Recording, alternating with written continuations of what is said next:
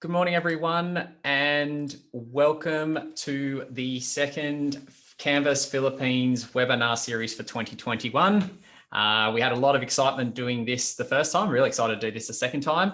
And this week, we'll be focusing on designing technology, enhanced instruction in the next normal. So, as you can see, our first one, which was on practical lessons after the year of online learning, we did that last week. This is number 2, and we'll also have another one happening on the 29th of July. The recordings of these sessions are available via the APAC priority, the Global Priority Services space via the Canvas community. Next up, so the Instructure team. We have myself, my name's Adam, I'm a Senior Customer Success Manager for the Priority Services team. On the call with me today, helping us with the chat and the questions, I have Rio, who is the Manager of Priority Services APAC, and I also have Ramsey, who's also a Senior Customer Success Manager for APAC. From the University of Philippines, I have Maria, who will be introducing herself shortly, Arnold, Joanna, and Philip, who will both be speaking on the chat today. So once again, we really appreciate the help from these people to help make these sessions the success that they are, and being able to share some of their concepts and ideals with you today. Just a bit of housekeeping. This session will be recorded. So if any of your teachers are unable to attend, or you need to drop off, or you're unable to stay connected, don't worry, we will be making a copy of this available to you via the APAC the Priority Services Global Group. As I mentioned before, but a lot of people have already done it, please feel free to introduce yourself and your school in the chat feature. Also really important that if you do have any questions today, please feel free to use the Q&A down the bottom. Alternatively, please feel free to have a discussion inside the chat with either a private member or the entire group, as we see here. So the agenda today will be welcome to the Canvas community. We will then have an introduction to the Canvas Philippine user group. We will then get started on our session, and we'll follow it up with any question and answers, but we'll try and answer those as we go through. So the first thing is the Global Priority Services Hub. This is a free resource available to you via the Canvas community. Simply go into Canvas community and type in Priority Services Hub, and you will be sent there. This will contain all newsletters, webinars, such as this one, plus any other resources that we've done in the last 12 months. Access to the Canvas guides, product roadmap, release notes, and also a Q&A forum. Really great place to go visit. This will be your hub for those sorts of questions and recordings and everything like that as well. Now, without further ado, I'd like to introduce Marilla, who will now be introducing the team. Thanks, Adam. Good day, everyone. I'm Marilee Aguila. I am the project leader of the Canvas project management team of the University of the Philippines, Manila. Today, I'm joined by the co-chair of our project management team in the audience, that's Vice Chancellor Arlene Samaniego. I'm also joined by members of our core Canvas team from UP Manila. We have Assistant Professor Joanna Turalba, who will be moderating the Q&A later. And we also have Dr. Philip Fuliante, who will also be moderating the chat and Q&A in tandem with Adam. I'm also here representing the Canvas Philippines User Group Committee. So Adam, if we can bring in our slide, please. Thank you. So the committee comprises representatives from different Philippine higher education institutions shown on the slide.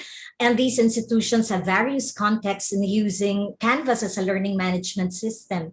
A number of the universities have just started using Canvas, while some are among the early adopters of Canvas in the country. With me in the committee are Jason Devilla of the University of Asia and the Pacific, Rosel Basa of the University of the East, Ling McDermott of the Far Eastern University, Guion Fabella of Jose Rizal University, and Jasper Vincent Alontaga of De La Salle University. And if we can go to the next slide, please, Adam. The Canvas Philippines User Group Committee exists to enhance, empower, and be a voice for the Philippine community of Canvas users and stakeholders. Specifically, the committee endeavors to fulfill the three primary purposes that you see on your screen. So number one, to provide a forum for networking, for sharing of information, experiences, and ideas like this webinar. Second, to advocate impact as a voice for the region, partly by promoting communication between Canvas, the Philippines User Group, and members. And thirdly, to advocate for users and stakeholders in influencing Canvas products, programs, features, processes, and eventually our roadmap. This webinar, therefore, fulfills the mission of the Canvas Philippine User Group Committee in collaboration with INSTRUCTIONAL. Today's topic was among the most requested topics from among Philippine Canvas users. Hopefully, the webinar proper and the Q&A that follows facilitate sharing of information on best practices, on support needs, or ideas toward our collective direction as Philippine Canvas users. We hope this webinar opens doors for further networking. So in the next 40 minutes or so, this webinar on designing technology-enhanced instruction in the next normal will cover the what, why, and especially the how of integrating technology with content and pedagogy to create learning experiences that are effective and engaging.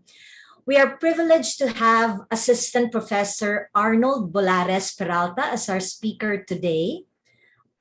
Arnold is a nurse by profession who has accomplished meritorious work in teaching, research, and public service that influenced nursing education and practice and health. His expertise in instructional design is critical in his role as head of the teaching program of the University of the Philippines College of Nursing. In this role, he takes charge of nursing degree programs at the baccalaureate, master's, and doctorate levels. He has honed his expertise as a nurse and educator from his degrees in Bachelor of Science in Nursing, Master of Health Professions Education, and Master of Arts in Nursing. Arnold will bring interesting perspective, not just a nurse teacher, but also as a continuing learner. You see, Arnold is also a student completing his PhD in Education Curriculum Studies at the University of the Philippines College of Education.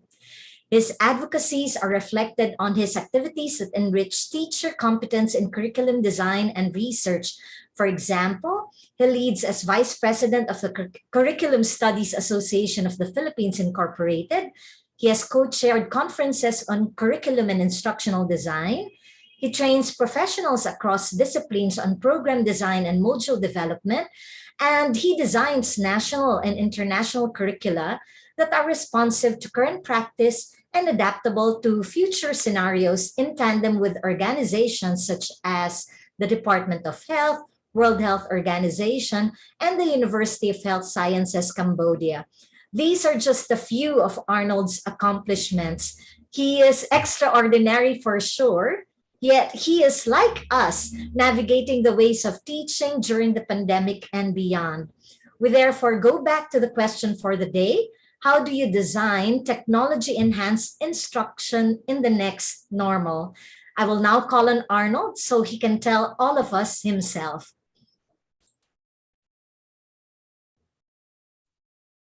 Thank you, Dean Marilee, for the introduction. So let me just share my screen.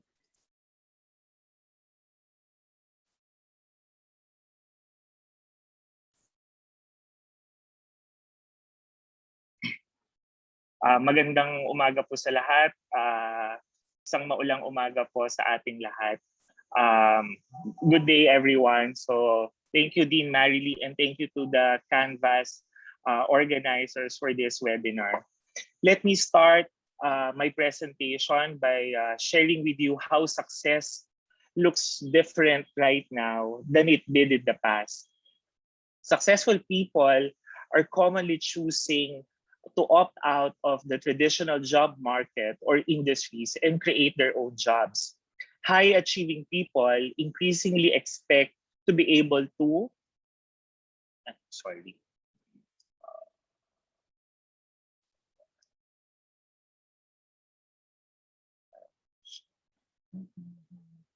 sorry.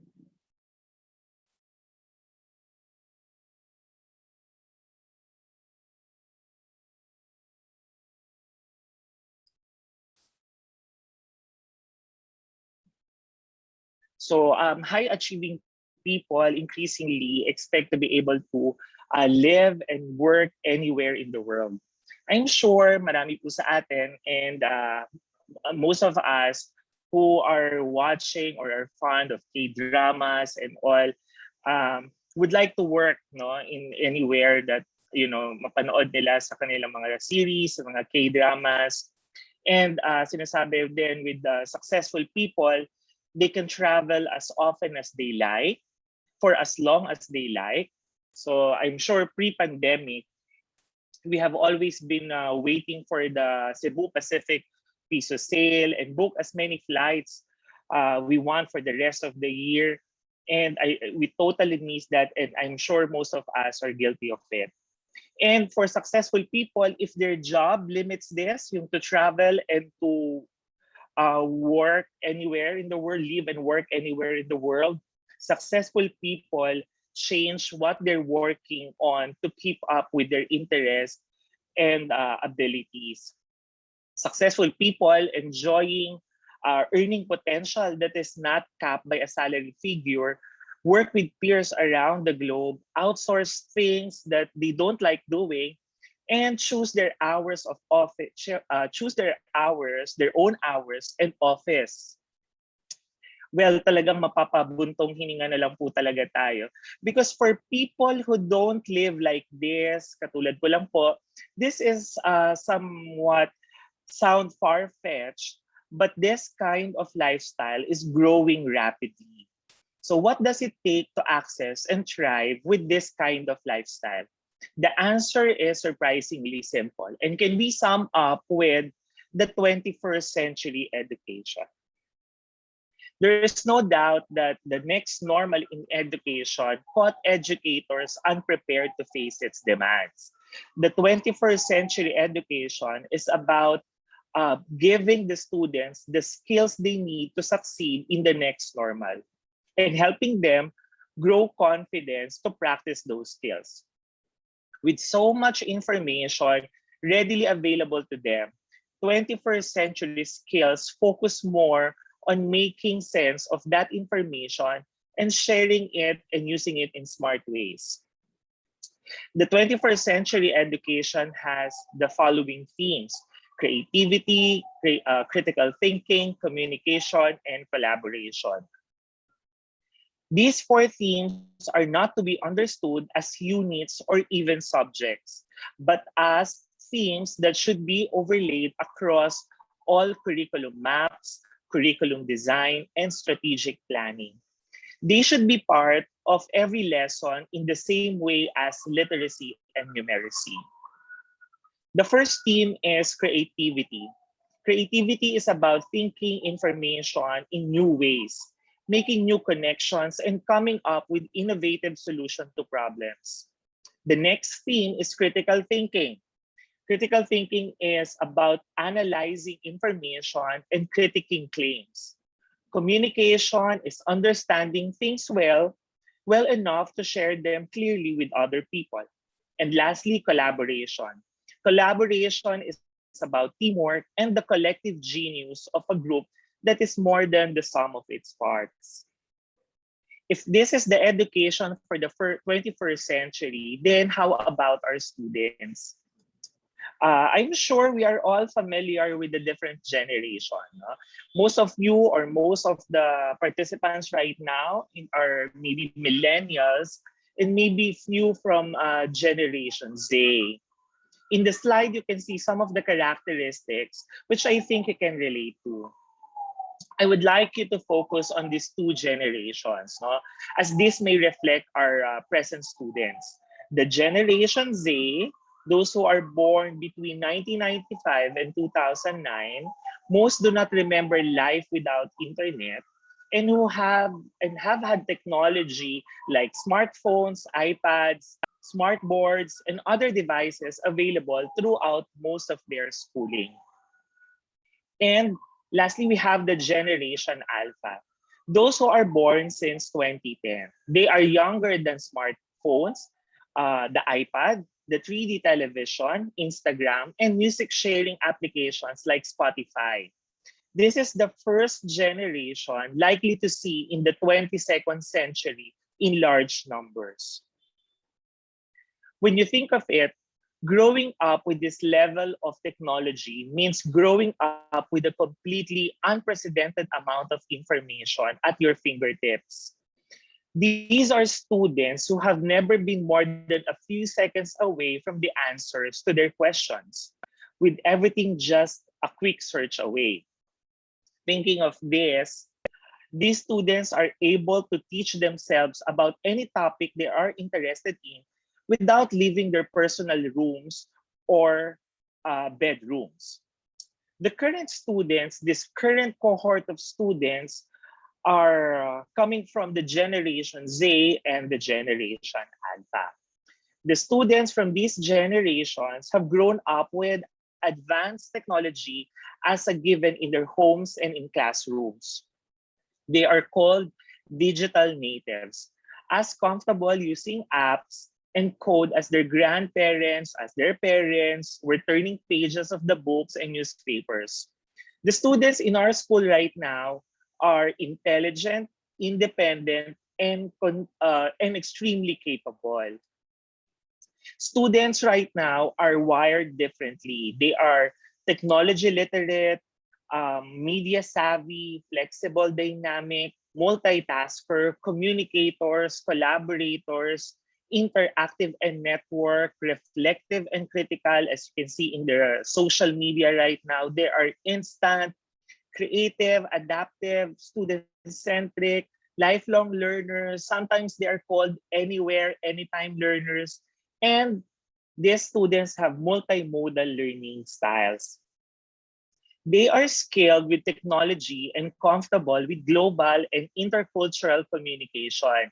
We can expect that the future generations are going to have more experiences in these areas.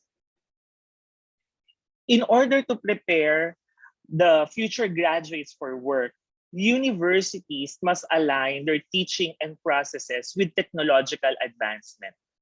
Let me just share you a few comparisons in different aspects, particularly technology in relation to education.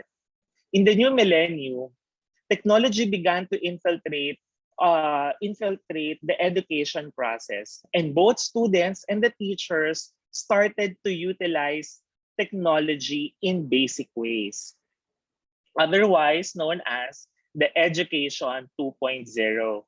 As the technology advanced, including the mass infiltration of a more user-generated internet, Education 3.0 was formed. Students now had their own access to information, the option to learn virtually, and platforms to easily connect with faculty and other students. Education was no longer centered upon a back and forth between students and their teacher, but instead took on a more network approach, with students interacting and having their own direct connection to a variety of different information sources. This encouraged the development of a more personalized way of learning, where the students' independence and unique approach to study was celebrated. And we are now in a new phase called Education 4.0. But what is Education 4.0? Education 4.0 is a desired learning approach that aligns itself with the emerging fourth industrial revolution. This industrial revolution focuses on smart technology, artificial intelligence, and robotics, all of which now impact our everyday lives. Here are some characteristics of the Education 4.0. Flexible source of knowledge and information, flexible mode of individualized learning, scalable, transdisciplinary, experiential, and hands-on, just-in-time information-based rather than prerequisite-based, teacher as a mentor and coach, acquiring skills rather than knowledge, and formative assessment of skill growth and ability to learn. For universities to continue to produce successful graduates, they must prepare their students for a world where these cyber-physical systems are prevalent across all universities. This means teaching students about the technology as part of the curriculum, changing the approach to learning altogether, and using the technology to better improve the university experience. So after hearing this, we will now move on to the new approaches to learning. And surprisingly, the new approaches to learning is by aligning the teaching learning methods with the skills needed in the future. Universities can be sure they are successfully preparing their students for the fourth industrial revolution. Surprisingly also, one method of doing so is by accelerating or encouraging accelerated remote learning, which is happening right now, which is the idea that students will learn theoretical knowledge remotely using digital means, while ensuring practical skills are still learned face-to-face. The move towards this way of working will require students to learn how to adapt quickly to new situations they may face in their evolving careers. While digital integration is also fundamental in the 21st century education, it is not enough to simply add technology to existing teaching methods. Technology must be used strategically to benefit students. So we are now ready to adapt to new realities. Higher education institutions are moving towards a more personalized way of learning. The universities may utilize data and tracking student performance, and they will be able to identify struggling students and provide optimized learning strategies to suit the students' needs. Education 4.0 embraces this advance in data and analytics and uses it to treat each student as an individual, understanding that everyone's learning needs and desired outcomes will be different. The field of instruction or instructional or learning design has at times been conflicted with the role of technology in helping students learn. In the 21st century, as network technologies undergird nearly all human activities, it is nearly impossible to conceive of most instructional situation being devoid of technology entirely.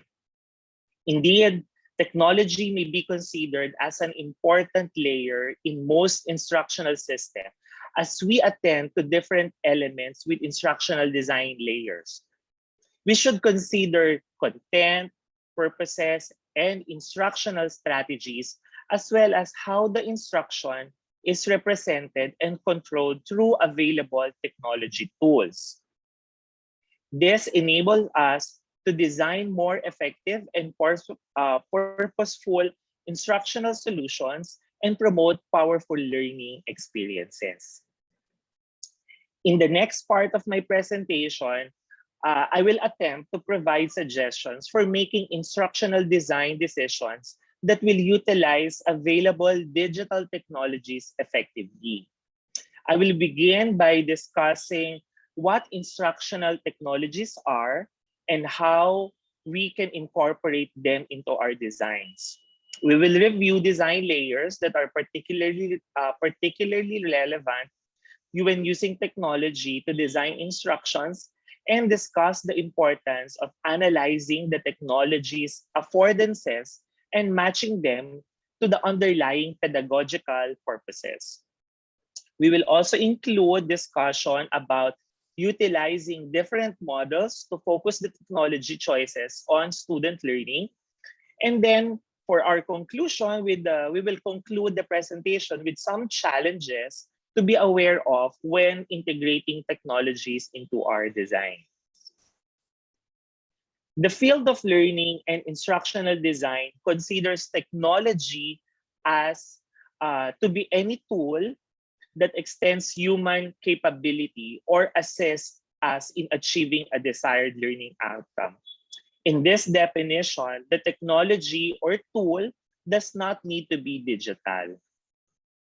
The perspective acknowledges that technologies do not directly mediate learning.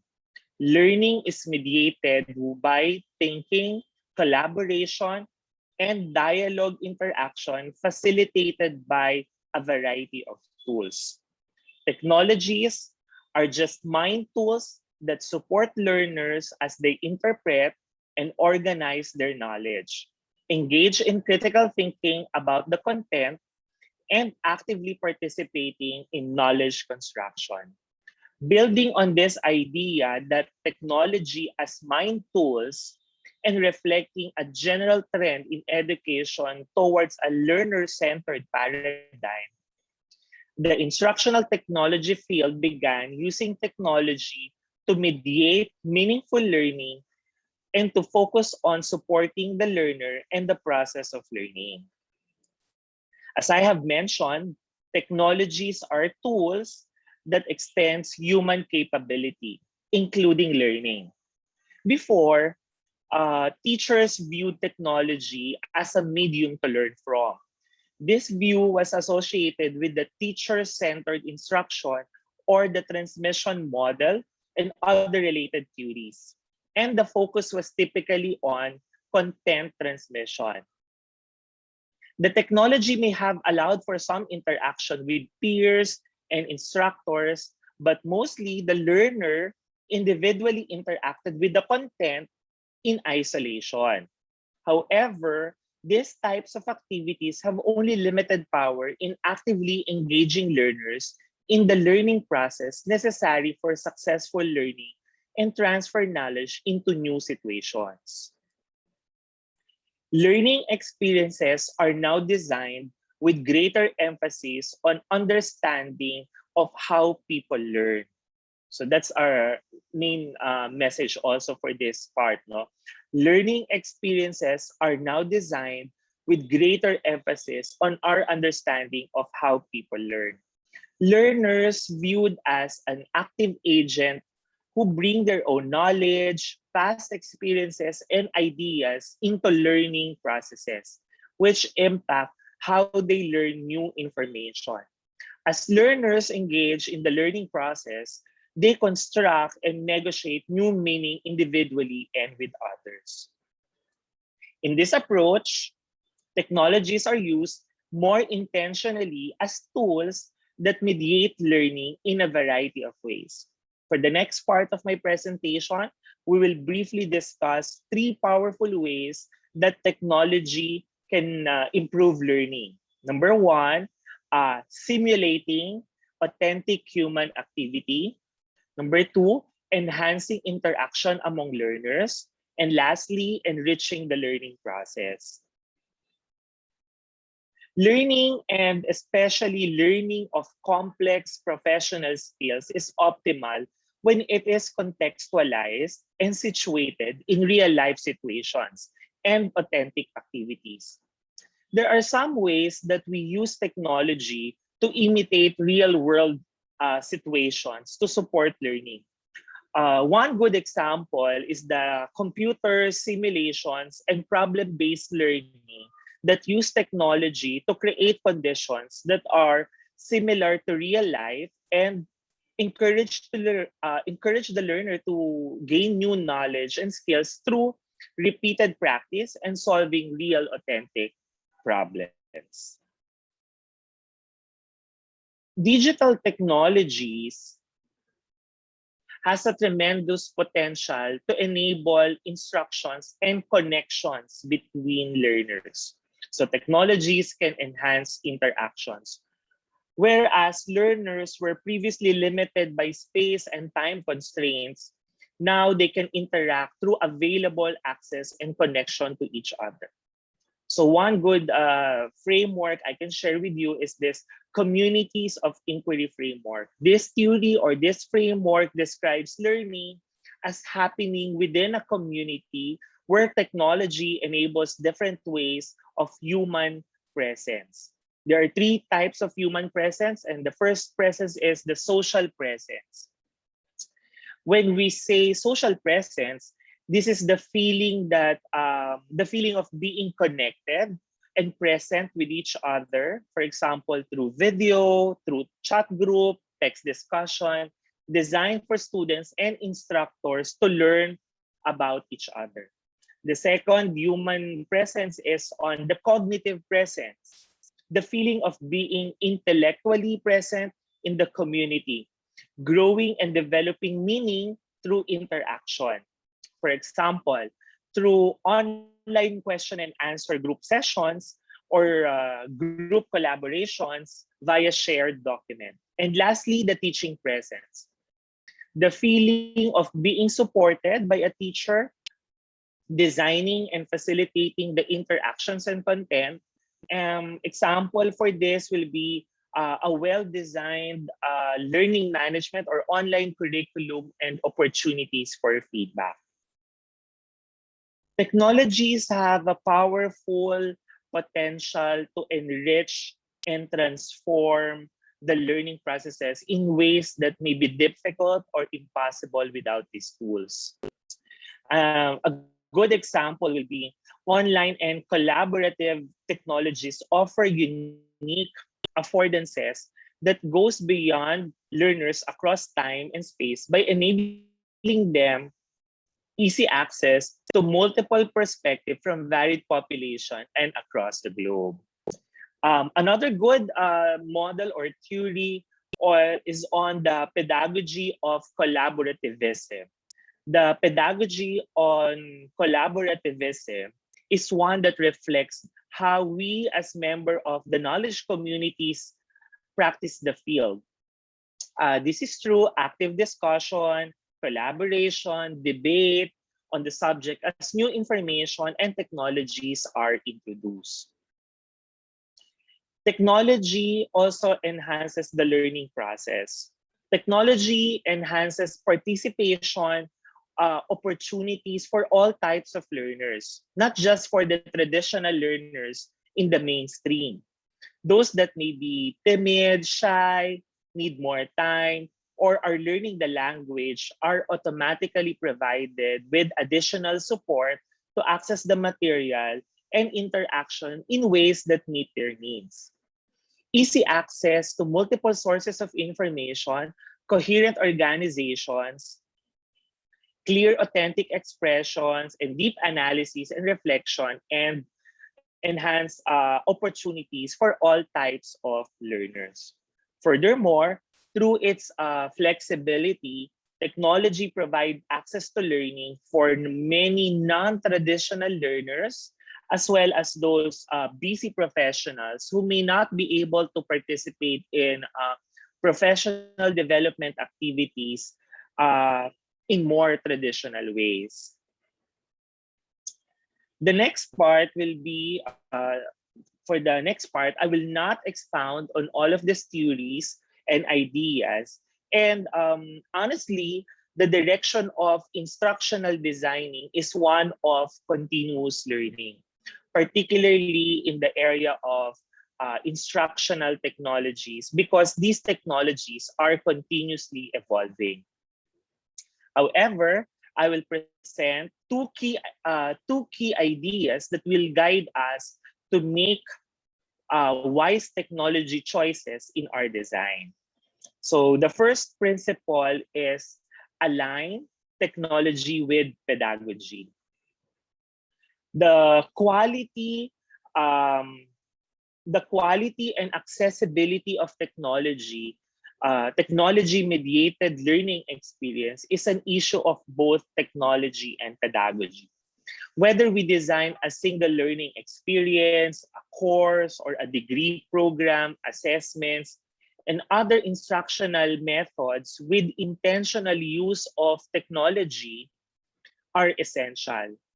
The outcomes-based education is a useful framework that helps designers align these essential elements, focuses on student learnings, and attend to the underlying pedagogy. When we say pedagogy, yes, it refers to the principles and practices guiding instructional actions with the goal to support learning. Recognizing that technology is a strategic tool, it encourages designers to deliberately align technology with underlying pedagogical layers or pedagogical strategies. Any design or any instructional design can be viewed or can be visualized as having two layers, two main layers. No? We have the physical layer and the pedagogical layer. Physical layer meaning the media, and the pedagogical layer, which is the method. Each layer has a distinct core attributes that makes the design functional. Core attributes within the physical layer exemplify the surface amount of presentation and delivery of instruction, therefore influencing access and the cost. For the pedagogical layer, core attributes represent the underlying pedagogical structures and strategies enabling learners to take learning to take place. Excuse me, and contribute to the successful achievement of learning outcomes. As you can see in the figure, to increase the effectiveness of any instructional design, the layers and its core attributes should be aligned during the design and the development process. And some key areas or some key points here is that the core attributes in the physical layer affect potential attributes in the pedagogical layer, but the physical layer core attributes alone do not directly affect learning. We mentioned about the word affordances. No, the concept of affordances represent what a specific technological tool can do. No, so meaning it represents what the tool can do or can offer, as well as afford the user, the teacher, the designer, or the learner. Affordances are determined by the properties of the tool but also by the capability of the user. The second principle is identify what students will do with the technology. In the discipline of instructional or educational technology, researchers have developed many different models for describing how teachers can integrate technology in their teaching. Most of these models focuses on how teachers utilize technology. So now we will move to how do we incorporate technology in our designs? No? Well, the first and I think the most common model, famous model, is the TPAC model. No? TPAC is a technology integration framework that identifies 3 types of knowledge instructors or the teachers need to combine for successful EdTech integration or the educational technology integration. These 3 types of knowledge include technological, pedagogical, and the content knowledge. The TPAC is often compared to the next model, the SAMR model, but if you will take a look at it closely, they are very different in their scope. As I mentioned, the TPAC or the technology, pedagogical, and the content knowledge should be combined in the delivery of the topic or content. Well, let's say an example. You deliver a content to your students via your Canvas, no? Via your LMS, via the Canvas Learning Management System. Even if you have sufficient knowledge of the content that you're teaching and use your LMS good enough, you might still subject your students to an entire online course of text-based PDFs. So meaning you still provide, ibig sabihin, nilagyan mo lang ng maraming PDF yung iyong online course.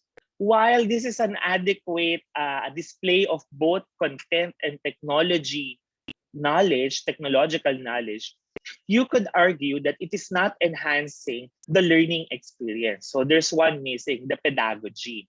However, if you recognize how your content could be presented in a more interactive and engaging medium, example, video, discussion forum, games, yan. And then you will just level up to the technology, pedagogy, and content knowledge. Okay, next model. The next model, I think, is also common, the SAMR model. It is a powerful conceptual tool to think about technology integration. This is developed in 2010 by Dr. Ruben Puentedura.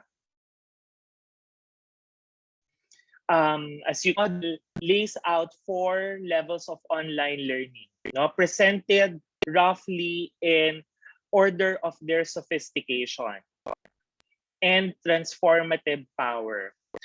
Substitution, augmentation, modification, and redefinition. Last year, when we shifted to an online format, most of us, most of the teachers focus on the first 2 levels alone, which involve replacing traditional materials with digital ones, converting lessons and worksheets into PDFs and posting them online and recording your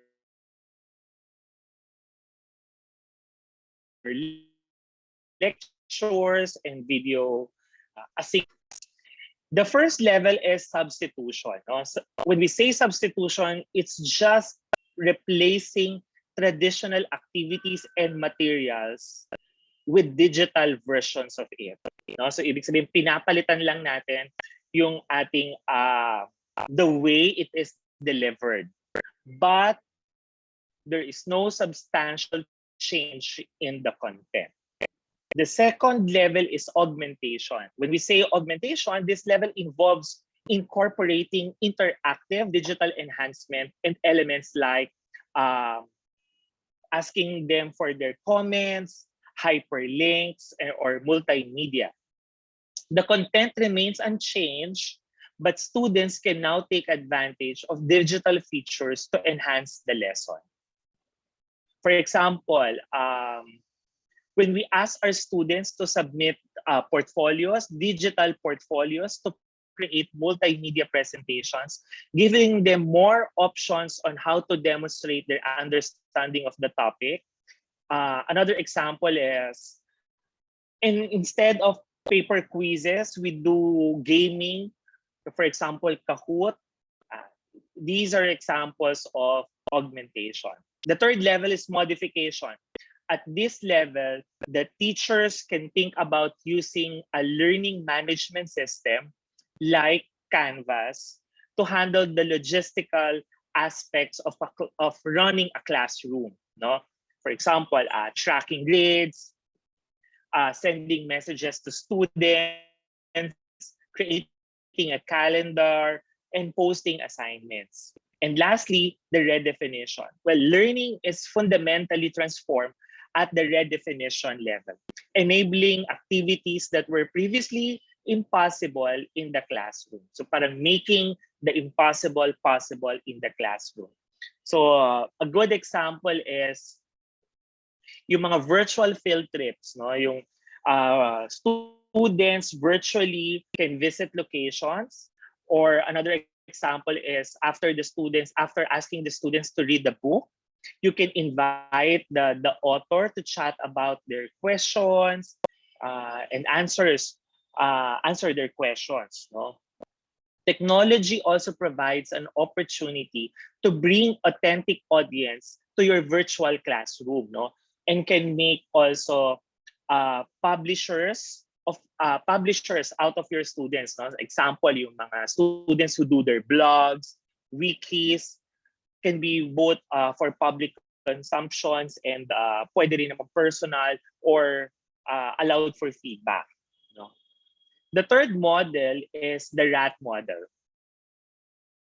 When you look at the figure in your screen right now, the RAT framework is similar to the previous framework, which is the SAMR. No? But the RAT model is but a little simpler. No? The SAMR allows teachers to take more baby steps, but the RAT framework simplifies things. And we all know that teachers like us need more simplifications right now. And while looking at the image, you should have a pretty good idea on what the RAT, what the acronym stands for. No? So replacement. When we say replacement, think of your lesson plan.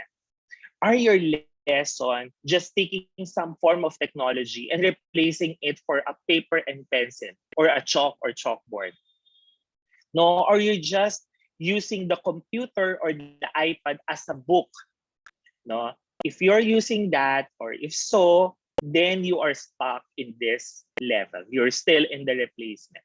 When you say amplification, letter A, amplification, well, I think most of us naman are here in this level. No, please be proud of yourself, no, for going beyond the processing of beyond basic word processing and having, you know, Google Slides, PowerPoint, Prezi presentation, and other types of presentations that students can put together.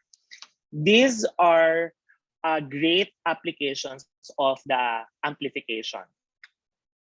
We should be proud of ourselves because we are amplifying our lesson plan using the technology to improve the efficiency and educational quality of student learning. But we are not yet completed in the transformation to the 21st century learners. Transformation, it is where when we take our lessons and create something we never would have thought possible before technology. So I would like you to reflect, a few seconds, to reflect where you at right now in the RAT framework.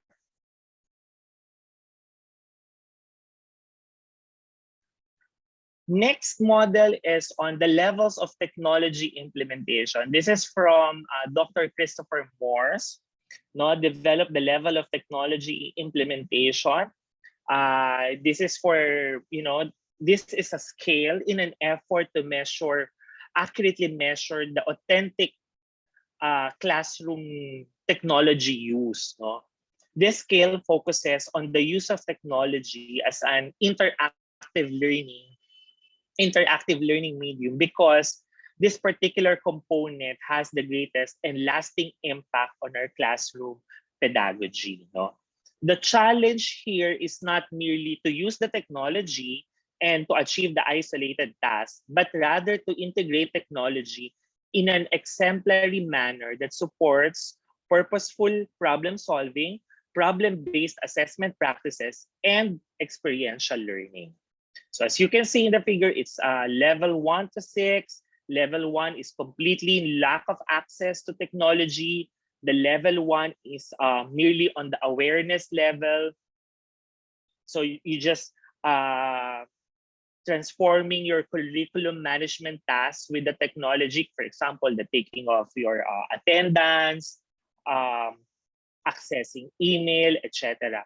Level 2 is about supplementing the instruction, supplementing the existing instructional program. So you're now complementing the social, the selected media platform with the idea of the knowledge and comprehension level. So meaning at this level, at the level 3, you're just at the lower cognitive skill development, no? The knowledge and comprehension. When we go higher, level 3 is about analysis, meaning using technology in analyzing, synthesizing, and evaluating levels. No?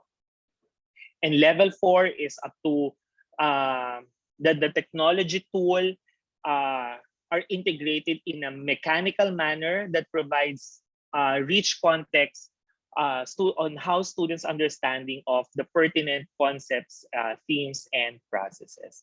And level 5 and level 6.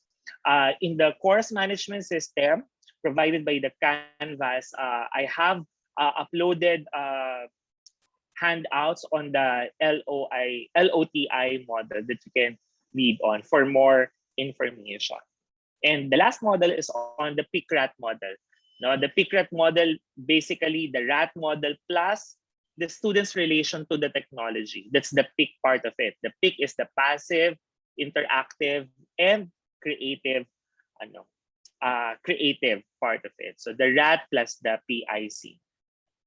This model, as a theory, guide the teacher-technology integration. No? It enables the faculty, the teacher, to encourage reflection, prescriptively guide practice, and evaluate student-teacher work. The PIC-RAT model, if you will see, is a very student-centered, student-focused model, pedagogy-driven model that can be effective for the specific context of teacher education. In this model, as you can see, now you have boxes. Designers still consider how to use technology to replace, amplify, transform the RAT. But in addition, designers or the faculty consider what the student is doing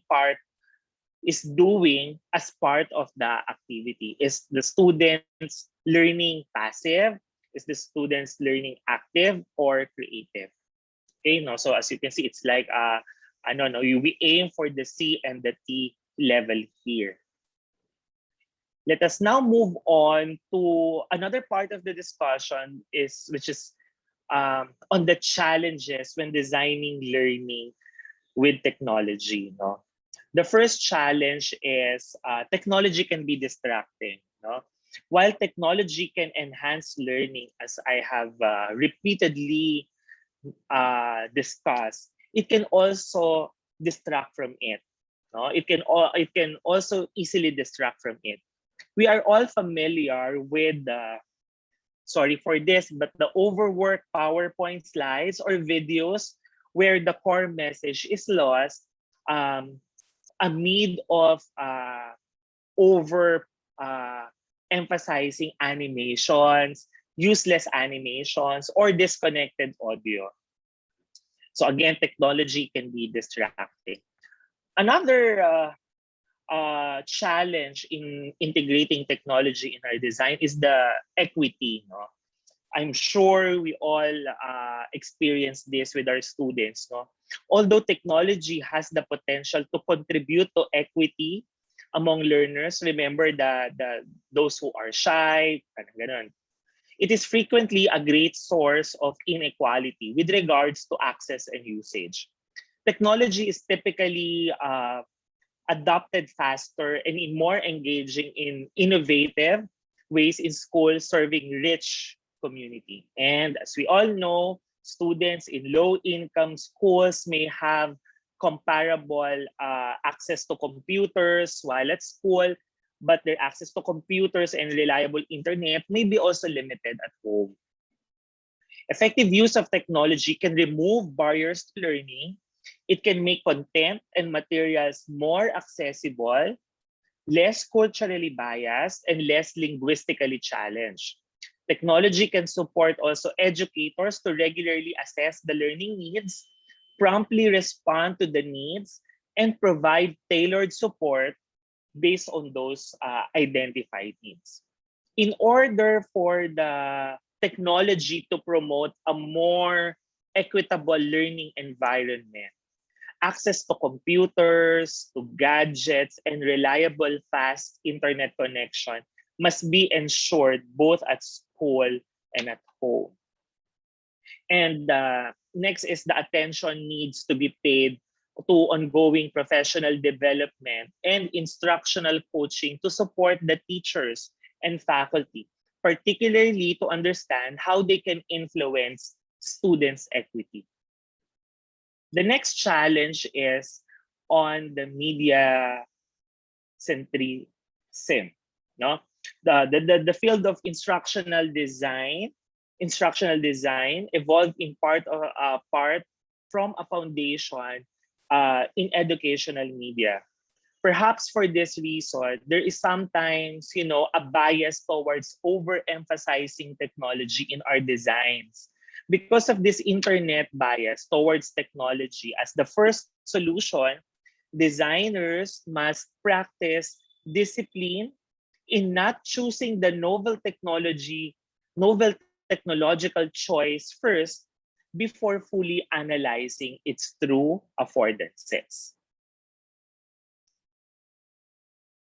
And lastly, challenge, technology is often expensive to integrate into a learning environment, particularly if it is a new technology, and especially if access must be provided for a large number of students to maintain equity. In making decisions about integrating technology into learning environments, designer must not only analyze what decisions will help the students learn best, but also which decisions are most practical. In conclusion, to end my presentation right now, it is clear that technology plays a very important role in our discipline. However, what technology designers use in the learning environments they create is less important than how they use it. In this session, two key principles have been outlined for designing effective instruction with technology. First, you have to match the pedagogy, or meaning match the pedagogy with the technology more so than the teacher. And next is focus on what the students will do with the technology.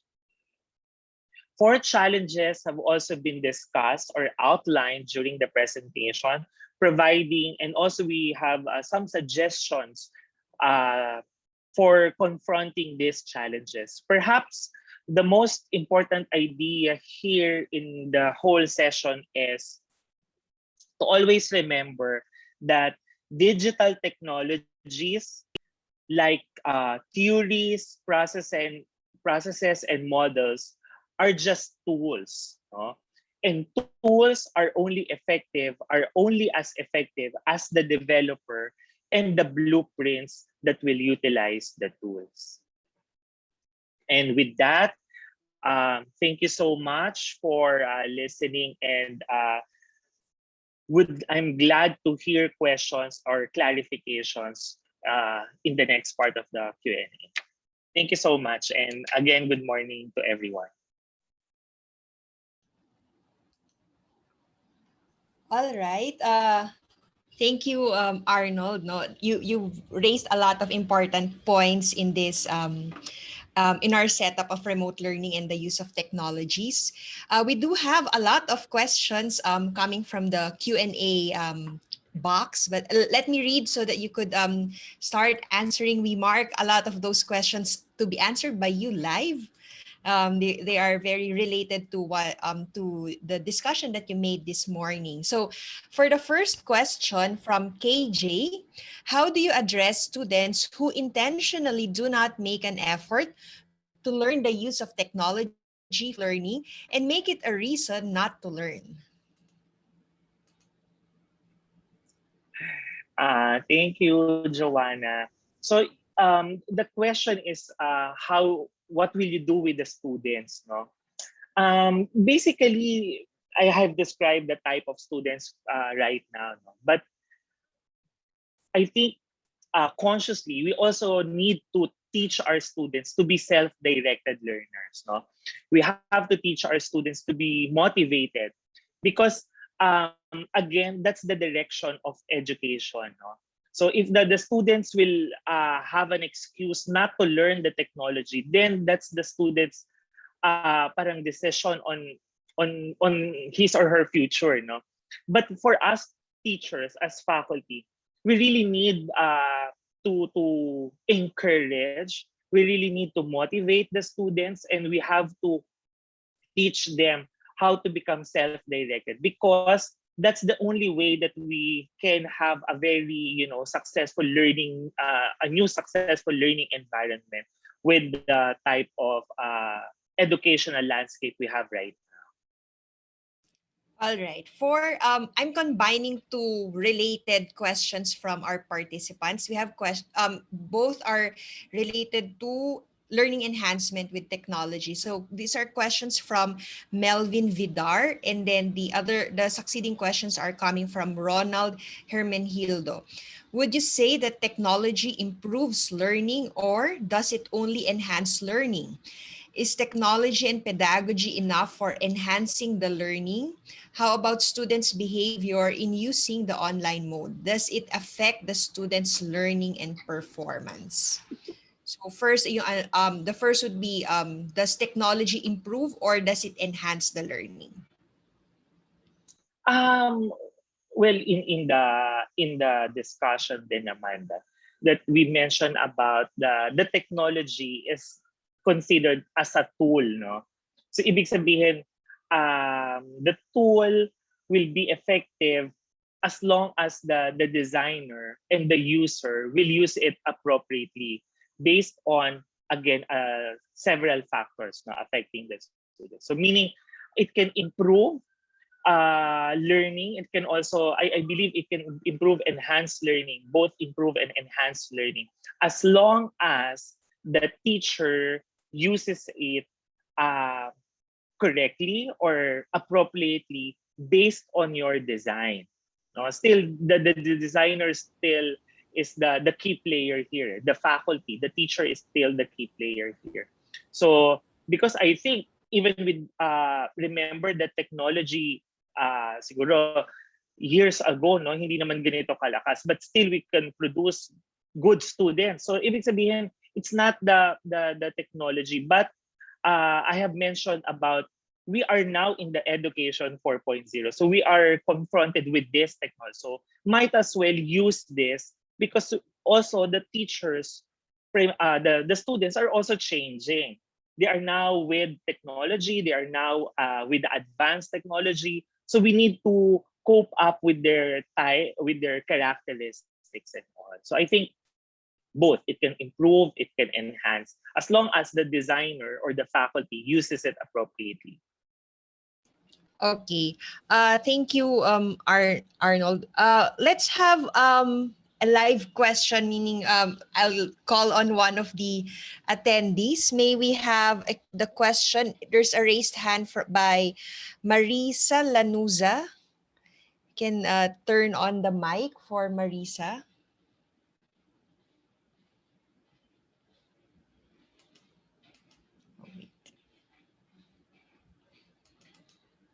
Marisa, would you like to ask your question live?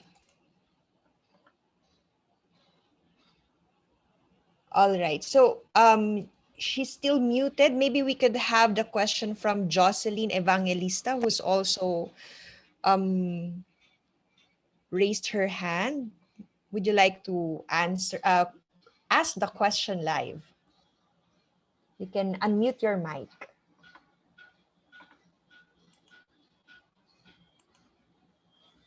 Okay, so while we are waiting for the attendee to unmute the mic, we could have one of the questions again that was given in the chat, in the Q&A box. So the question coming from Agripina Pangan, aside from having the authentic assessments, how can we modernize the assessment process as mentioned in the presentation? Modernizing the assessment. Well, part of it again, inclusion of the technology, because again we have to face the new, no, the next normal, that most of our delivery of classes can be remotely or can be blended. So meaning we have to also evolve, no. But as we use technology, there are still basic principles of assessment that we really need to incorporate, and we have to consider in designing the assessment of our students. For example, the principles on validity, reliability, and also even though we are faced with a lot of technology that we can use for assessment of student performance, we still need to go back to the basic principles of assessment, no?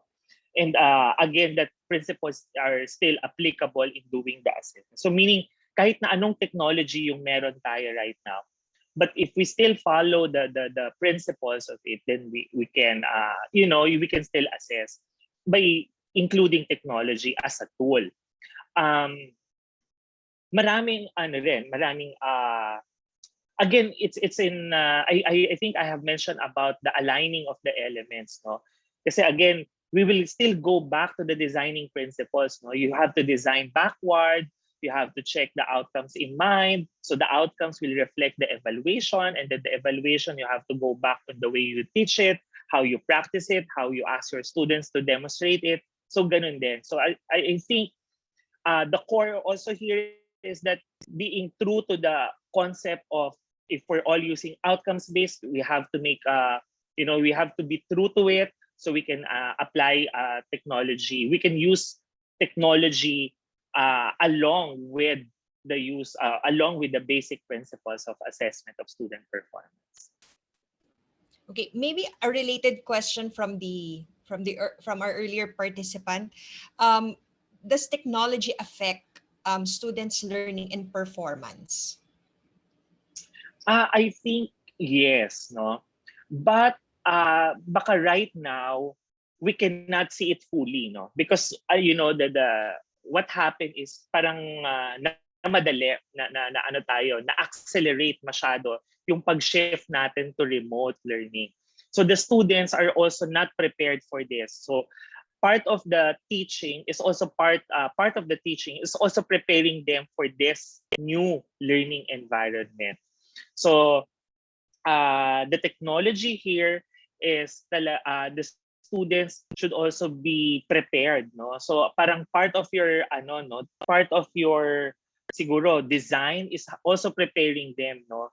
Kasi again, you have to consider a lot of factors, no? The type of learners, the topic that you will teach, and all. So again, preparation, kung naging successful yung bata or yung students into this, maybe we will see it as we go. Parang gano'n, nandito pa lang tayo sa stage of transforming it, no? So siguro maybe bigyan niya tayo ng mga ilang taon or ilang semesters pa. Then maybe we can see and the faculty also completely or continuously improving the delivery and all. Thank you. All right, maybe we'll have two more questions okay, we have a raised hand. We could entertain the raised hand so that you could ask the question live from Marie Vivienne Barrientos. You can unmute your mic so that you can ask Arnold your question. Hi, ma'am.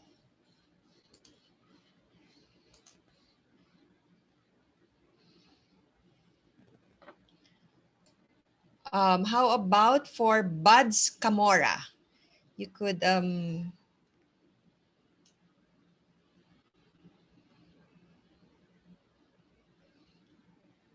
yes, Buds, you may ask your question.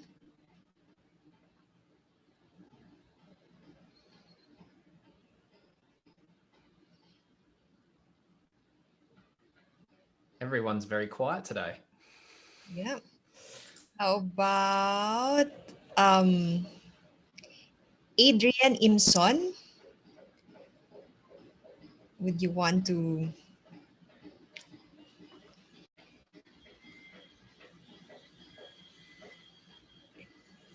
Okay, so maybe we could have the last question or two from the chat box again, since we were also running on a certain time.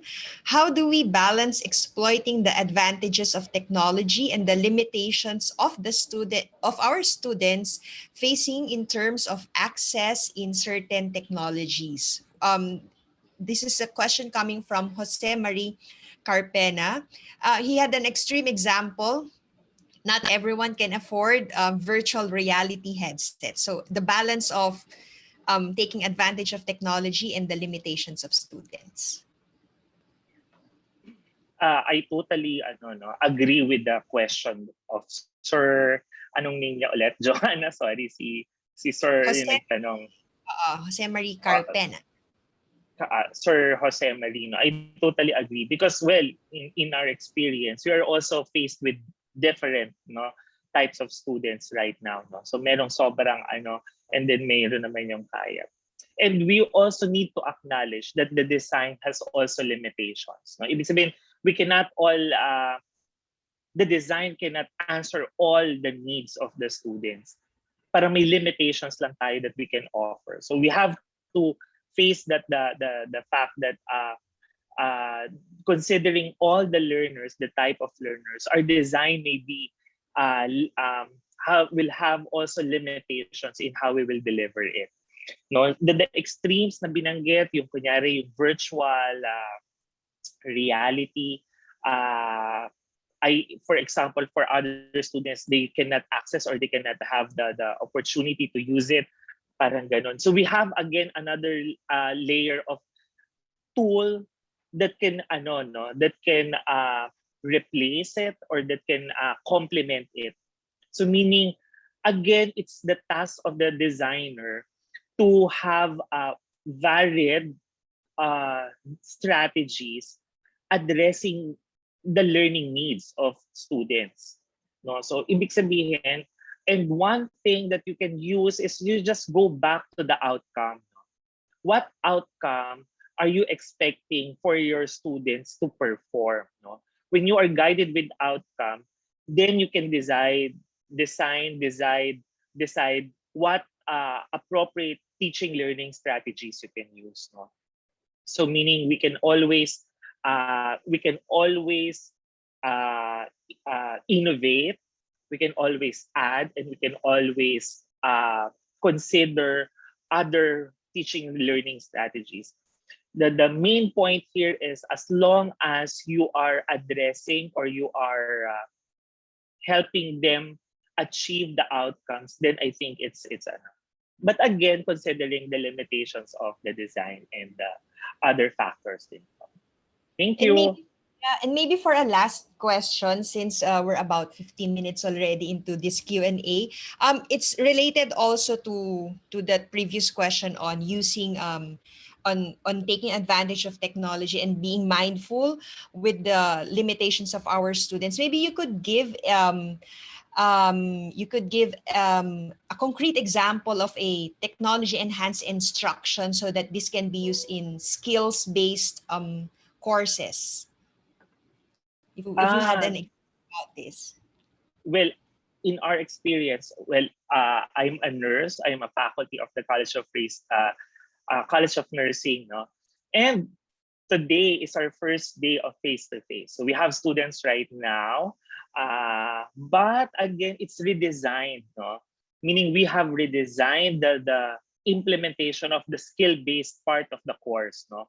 Because again, we have to face that there are courses that we really need to involve or include a face-to-face portion, because we are training nurses with skills, no, with competencies that need to be demonstrated. No, simulation is a very good example. We are designing simulation cases, but again, these have limitations also, because in the outcomes, we really need to go to actual hospital for client care. But we have outcomes that can be achieved in the level of simulation. For example, today is the basic life support. No? So, well, you cannot practice to an actual client, but we have mannequins here that the students can use for the training of basic life support. So, meaning although we use also the technology in terms of providing them with videos. Remember that we have provided them with the handouts in the course management system. So meaning the face-to-face is really for the actual demonstration, because we want to, well, again, given the risk of etc. and the CHED guidelines, etc. So we are maximizing their face-to-face for their actual performance or demonstration of the said skills. So other than that, other deliveries or other implementation that can be placed in the online management system in our Canvas, the students can learn on their own. No? They are reading, reviewing, etc. in this case. And for now, students are here right now for the actual demonstration. So it's a combination of redesigning the activity, designing which part will be delivered in the online and which needs to be delivered with face-to-face interaction. So that's one examples. And to tell you, it's currently happening right now in the College of Nursing, because we are now accepting students for face-to-face. That's all. Thank you. Thank you, Arnold. So really, there are advantages and there are limitations of technology in our remote learning setup right now.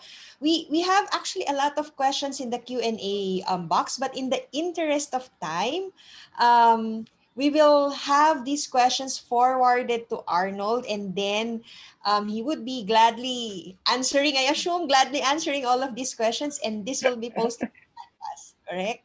Okay. So I'll turn over this wonderful discussion now to Adam. Thank you very much, Joanna. And Arnold, thank you very much for your time today. That was a really great presentation, and the simplicity of it made it very easy to follow. So thank you very much for that. And thank you everyone for attending as well. As with the questions, you can continue the conversation on via the webinar when we do post it via the Canvas community. But just a few moments before we go, we're coming back on the 29th of July for our third and final webinar series, which will be focusing on authentic high stakes assessment. And we'll be getting the University of UTS, I should say, but the University Technology of Sydney to actually discuss that with you. As you can see, Anne Wilson and Emerson will also be available on that call to answer your questions and explain what they did as far as that as well. We will be emailing your admins again. Alternatively, be prepared when that email does come through, simply click on it and you will register it exactly like you have today. Once again, a copy of this recording will be sent to you and will also be available via the Global Priority Services Hub on the Canvas community. 2 down, 1 to go. We thoroughly hope you've enjoyed everything. Once again, I'd like to thank Arnold for presenting, Marilla for hosting, as well as Philip, Ramsey, and Joanna for helping us out with the question and answers for today. But on that note, stay safe wherever you are, and we'll see you in a week's time for our final session. Take care. Bye.